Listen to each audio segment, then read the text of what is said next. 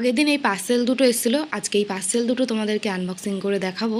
তার আগে দেখো, ঘরে আসতে না আসতে দেখি কলে জল ছেড়ে দিয়েছে। তো খাওয়ার জল তো ঘরে এক ফোঁটাও নেই, তাই তাড়াতাড়ি করে কিন্তু বোতলে আমি জলগুলো ভরে নিয়েছি। তো চলো জলগুলোকে ভরে নিই, তারপরে কিন্তু আমি তোমাদের দেখাবো এই যে লম্বা যে পার্সেলটা রয়েছে এর ভেতরে কী আছে বাক্সটার ভেতরে।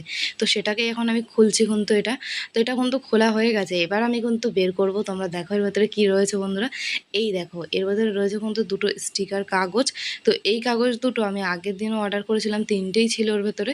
তো এই তিনটে কাগজ দিয়ে আমি রান্নার জায়গাটাকে খুব সুন্দর করে সাজিয়েছিলাম। তো আর একটুখানি জায়গা বাকি আছে, তো সেখানটাকে সাজাবো দেখে এই তিনটে আবারও আমি অর্ডার করেছি। তো এই জিনিসগুলো তো খুব ভালোই এসেছে, তোমাদের তো টিনের ওপরে রেখে আমি দেখালাম। তো এগুলো কিন্তু আমি ছোট্ট কুঁড়ে ঘরের জন্য অর্ডার করেছিলাম। তো সেই জিনিসগুলো আমি কোথায় সেট করবো এগুলো, সেগুলো তোমাদের সাথে সবটাই শেয়ার করবো। তার আগে দেখো এই সাদা জুতোটা আমি আগের দিন তোমাদেরকে দেখিয়েছিলাম, তো এটা মিশো থেকে আমি নিয়েছিলাম। তো এই জুতোটা তোমরা সবাই কমেন্ট করেছো, দিদি তুমি এই জুতোটা একটু পরে আমাদের দেখাও, দেখি তোমায় কেমন লাগে।